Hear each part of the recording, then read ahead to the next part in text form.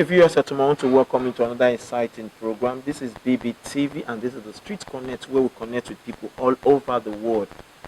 For those of you in Bayelsa, Port Harcourt, Abuja, Ekiti, Ondo, Delta, wherever you're watching us from, we are right here in the city of Benin, where we will be interacting with one of our own, a prominent citizen, a business guru, and a philanthropist, a youth with a mission.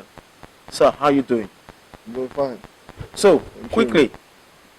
what's your name? Name's Honorable Etin from Edo State and from particularly from Orion local government. And I'm happy to be an indigenous of Edo and Benin in particular. And it's good to see you. Obatokwe. It's, Yes, as a Benin man, you always appreciate the tradition. Now, quick one. Now, rumors have been on the air or in the air that you are vying for the position of the position of the state secretary, Edo State APC. How true is that? Well, I think the rumor now has practically kicked into reality. Yes, the information you are getting is quite correct. And perhaps having been a participant in partisan politics for quite a long time now, having contested around for a position in the state house of assemblies, though that stuff didn't quite work out based on several different challenges. And now, in the last election, having headed the youth campaign at the edge of the contestant, Pastor Sageze Yamo, I felt that that was enough. A little bit more of a sort of an idea situation that I've had to understand what the challenges within the political system are, why I felt it was necessary at this time to get involved and perhaps play a role within the party executive in order to get a few things corrected, where necessary. So, quick one. Now, you're vying for the position of the secretary at the state APC. Yeah. Now, you contested for the House of Assembly. Yes. And what was the outcome? Well, as you know, I contested in 2019 against the incumbent then, who's now the Deputy Speaker of Edo State. A lot of things went down, and they always say that whatever you do in life, when your home stands by you, you definitely will be somebody who will strive and do well. But when your home is against you, it is very difficult to exist, even fighting on the. No, sorry. Let's come there. Let's come there. The home coming against you and the home coming against you. Now, if the home thing you're talking about worked against you when you contested for the House of Assembly position, yes, are we expecting something to repeat itself this time that you are vying for the position of the state secretary of the party? No, the vying for the state secretary position is more like the executive of the party, which is the governing council of the party that every member becomes part of, or rather maybe encouraging others, non-partisan voters to come in and vote for a particular party. That state ESCO are the people that run the day-to-day activities of the party, whether or not you are convincing people to join your party or vote for your party, or you are working within the framework of the party members and partisan players within your party to perhaps maybe run for political office and have an understanding of who at what time will represent where. That is the people that handles the activities of the party. So it is both on the ward level, local government level, state level, and the national level. So that is the people that I call the home of every political party. So that is what I was trying to make you understand. Okay. Now, you coming out now for the secretary position in the party. Yes. Something must have motivated you to do this. Yes, definitely. Motivated me to do it. It may be a kind of a fair way to put it, but I think something would have given me the nod to say, well, yes, you want to vie for the position. I want to vie for this position because when I first contested, I realized that the organs within the party, which is the governing council of the party, working from the state chairman, the deputy state chairman of the party, the secretary of the party, the audit, everybody that has something to do with the party, both in the state, national, AG, and world level, has a role to play in frustrating or making it difficult for people who are genuinely lovers of a political party to to participate in an elected position and run it in a cheaper way. So you have to fight within those people in your party who are the executive, who tend to, which is fair, have an interest in anybody they feel they should support. But that support, if you say, for example, you have 5 contestants or 10 contestants, the people handling the party will not have morals, values enough to say, well, if you want to contest for this position, I think I have somebody that I like, which ordinarily they shouldn't do. But if it comes to that point that it has to happen to you in that way, they should not engage in extortion of those party members who shows interest in contesting aspirants for the political party. So you realize that those people who are managing it starts to ask for a ridiculous amount of money, which makes elected positions very, very expensive. You have to extort money from these guys, promising them heaven and earth, knowing fully well that none of these guys will get the ticket. Because within the executive power, you are using the same power to establish who you feel you want to fit for the position. Eventually, who will be the flag bearer. So it is difficult to now convince those people, other members of the party who's shown interest that you may have extorted money from, to now support the actual candidate to win in the general election, knowing fully well that you are fighting the opposition, who is also working within the framework of their party, either through consensus arrangement or through direct or indirect primaries, to project somebody to run for that same office, seeking the votes of the general public, which obviously makes elections very expensive. It is difficult to blame those in position of authority in terms of elected position, from House of Reps, Senate Chairman, Councillor, House of Assemblies, governors, deputy governors, presidency, because of these acts. I wouldn't say a barbaric act of extorting people who are supposed to be members of your family. To me, I feel like that is really destructive. It is difficult. I've waited for a while, a couple of years, to see people address such things. But it's unfortunate that there is some kind of concerns and fear that people are nursing, I don't know, to not see the light that, look, if you are dealing with an issue, say for example, you have a drug cartel movement, you get rid of the people who are distributing and shooting themselves, who are the drug dealers on the streets. If you don't go back and find and sort out the source of that problem, you will always have more drug dealers breeded, train and get back on the streets. But by the time you go back and look at the political setting and see why there's so much disharmony within the party. Like example now, APC has done 2 general elections in the last 3 years. The Eastern West Senator Patrick Aboyag contested Godomigodo. He lost that election because in Edo South we are not organized. We lost two House of Reps positions, Bobaoka and Oredo. We lost it to the opposition party. What changes are you bringing to the party if elected as the state secretary of the party? What's going to be the difference from what the outgoing secretary is doing and what you want to do? So, well, what I intend to bring to the party from direct experience, what I've been through myself. I've been in the campaign directorate. I've supported candidates. I've contested myself, and I don't need rocket science to know where the problems lies within the party. If I'm state secretary, first and foremost, there must be a genuine reconciliatory move amongst all players in the political system. The leaders' platform, the well-wishers, the party players, other members of the party, those aspirants who may have shown interest one way or the other, identifying those who has capacity within the platform to do the needful in terms of those who are in finance should be in finance, and those that are to be trusted with finance. Accountability, brotherhood, sense of belonging, not victimization and autocratic rule. As a secretary of the party, you should be able to work with instructions, a general overview instructions. A political party is a big family. If today, where we are in Edo South, whereby in the last election Edo not won, no matter how difficult it was, they still came up with a result. In Edo South, we have constantly failed, and we are still failing because the leadership they don't have the cohesion. They alienate everybody against themselves like a divide and rule. As secretary of the party, I will go on and engage in genuine information gathering, working with a team. We'll set up teams at the different local governments and go directly and relate to those people in the local government and in the world level to know, and also states to know exactly what their grievances were.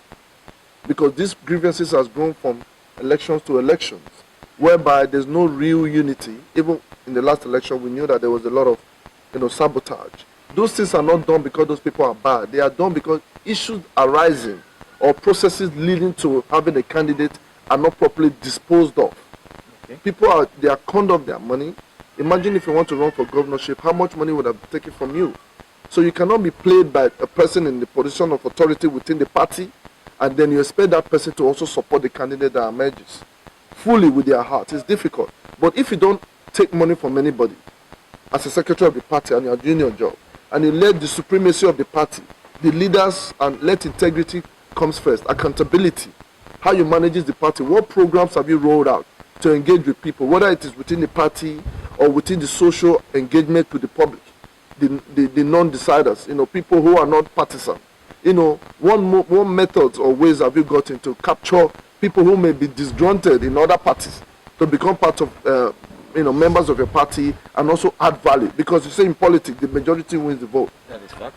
Those are the areas we are going to target. And by the time we look at those issues and address it, and they know that there's fairness. If, for example, somebody comes in and joins your party, and he has relationship with people, because politics is purely about relationship.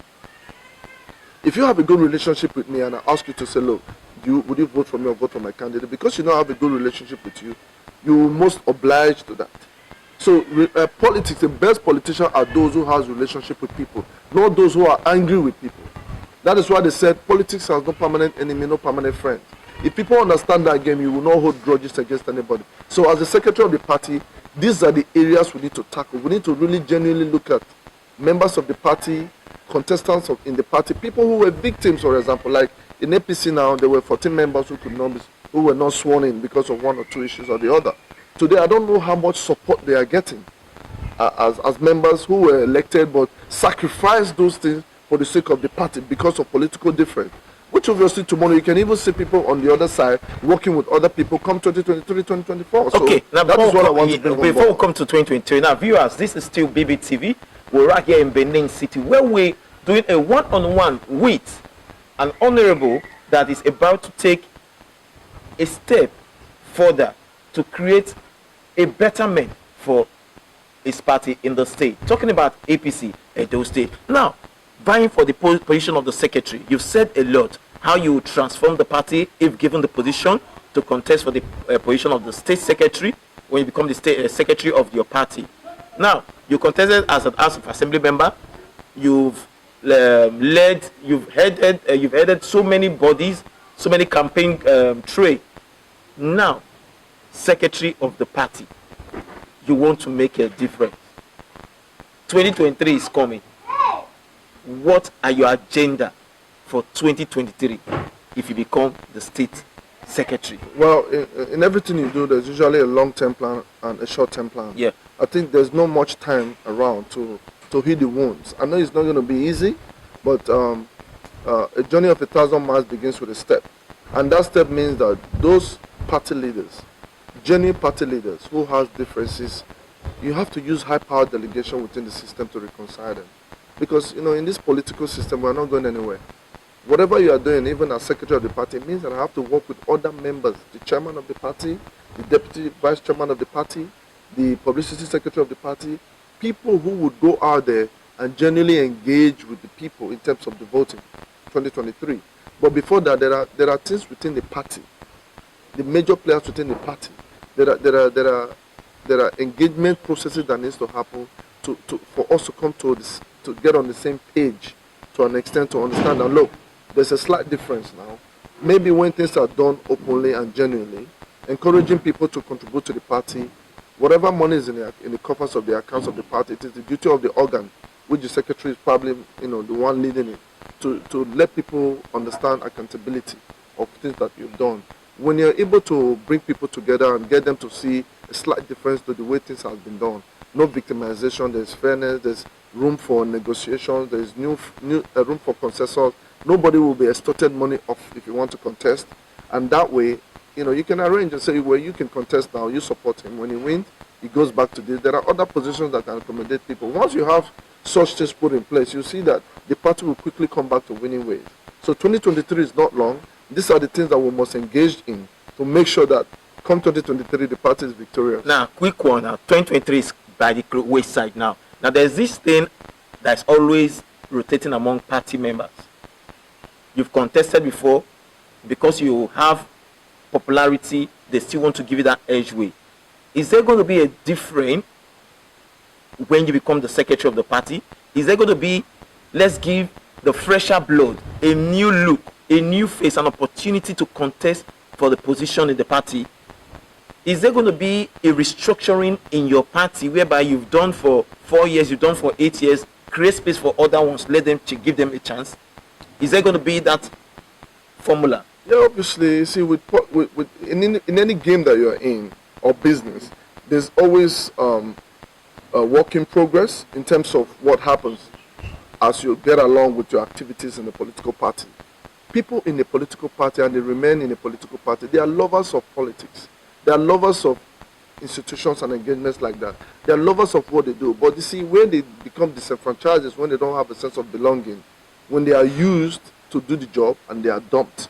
Nobody wants to do that. Even when new people come, if you have a working program, if you have a working establishment, they will tell you, well, you come in, you serve the party.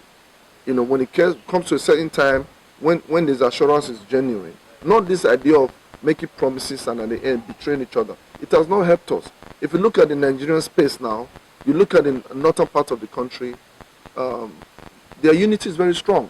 It is because people say things that they mean. When it comes to the south, it's slightly different. And that disunity has destroyed us and even getting to our homes. You see, so there should be room for people to come in and be part of a political process. If peradventure the people are making contributions and become valuable through financial contribution or having the spread, you know, if you don't give somebody one position, you can compensate them with another, knowing fully whether they have the capacity to add value. It is not just enough to want to be a secretary of a party, just to flaunt your ego. But at the same time, you have no strategy on how to really harmonize and bring people together. The percentage of people in a political party compared to the population of voters in the state is practically less than 1%. But how come within that 1% they are able to create disharmony, whereby people sit in bear parlors or joints wherever they go and discuss political matters? They can even fist fight. People get into political office and become governors or whatever. You quarrel with them while they are reactive to certain things, not knowing fully whether the party or people managing it may have dealt with them in a way or form.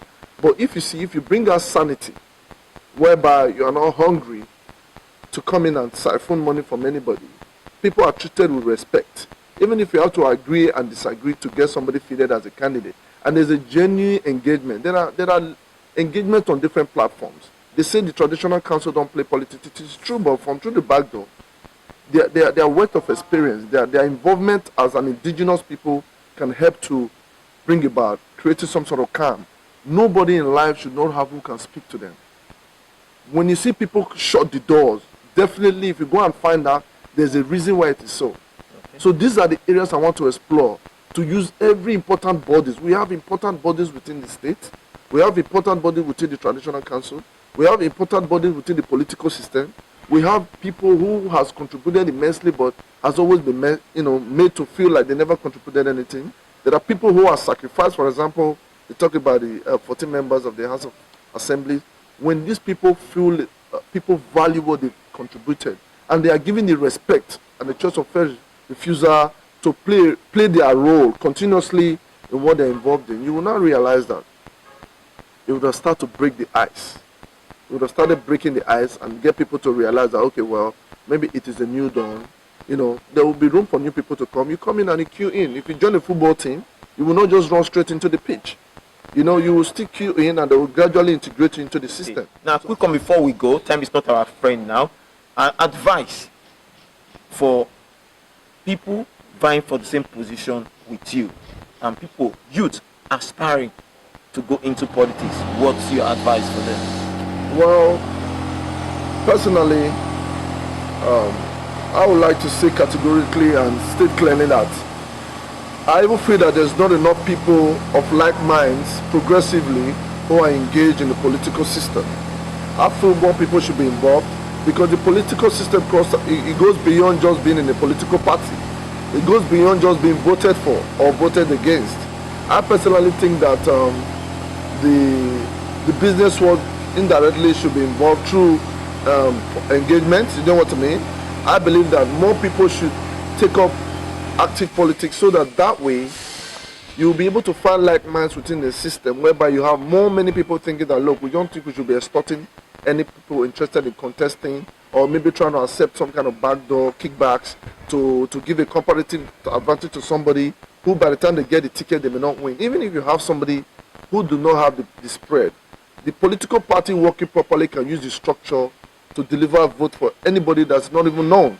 So my advice is for more people, more like-minded and positive-minded people who truly cares about their state, no matter how difficult it is to get involved. Because it might be difficult now, but one day things starts to change. If you're not part of a change, sometimes it's difficult for you to make so much influence within the system. And to me, that is what I think will be one of the driving force within why the political system should be an open door for people to come in. A lot of people stay out. I have loads of rich friends. They don't want to get involved. They can donate money, but at the same time, they don't trust the system because the system has been bad for so long. We need to make them understand that politics can be something you do on the side, because we have our first address. We are businessmen. But if you're not involved in politics, people in politics can hold political office and make bad decisions that can affect your business. So there should be more concern, not particularly sitting somewhere where people are seen to say, well, this guy is a tyrant, he doesn't listen, X, Y, Z. If something is not good and you challenge it, it shouldn't make you a tyrant. But if something is good, because in most cases I agree with most of the things the party does, getting people together 95% or 99% of the time. That 1% is like playing football from your defense to the other post, and then you're not able to score a one-on-one with the goalkeeper or an opponent. You kick it over the bar. So if you're playing politics and you're not winning election, it gets to a point, people who has been there should practically just learn to kind of change baton. You don't retire people. Everybody's important, even those that are not doing the job. But just because you remove an army general as the chief of army staff does not mean that he stops being a military man. So I personally believe that more of our people should be politically conscious. They should get involved so that they can also come up with their own observation. So when we sit on a round table and we brainstorm, we'll be able to factor out ways to help better our people in terms of security, in terms of encouraging investment, in terms of dividends of democracy, in terms of fairness, accountability. It cannot be done alone. I'm talking to say, well, I'm running for the state secretary. Ordinarily, I've always been a contestant. Why should I be contesting when I know that the people holding those positions may not be fair to the system? I can choose to go my way and say, well, I can engage with them because they know that I've established myself to that point. They'll say, well, you come in, we'll take you as one of us. But I'm not the sort of person that wants to live alone. I want to see joy in the faces of people. I want to see everybody grow as a unit, because you see, a time comes in life where certain friends become closer than family. By engaging with a lot of these guys in the political system, I can tell you I've developed and have good brothers from the system that I can never stab behind their back. So we all should come together and have a formidable fund. Through that process, we will make policies that will affect the rules and regulations of this state, better our people, put us first, respect our traditional council, respect the institutions and the homes where we come from, so that together we can project the best people and also look after those that we feel may not have done to the best of their ability in disposing certain positions that they were opportune to hold in the system. So the secretary position is what I'm working for, and I'm going to get it. Thank you very much. So viewers, this is where we call it a church, because it's been a one-on-one with this young dynamic youth vying for the position of the state secretary, APC, Edo State. It's nice having you, sir. Same here. Thank you.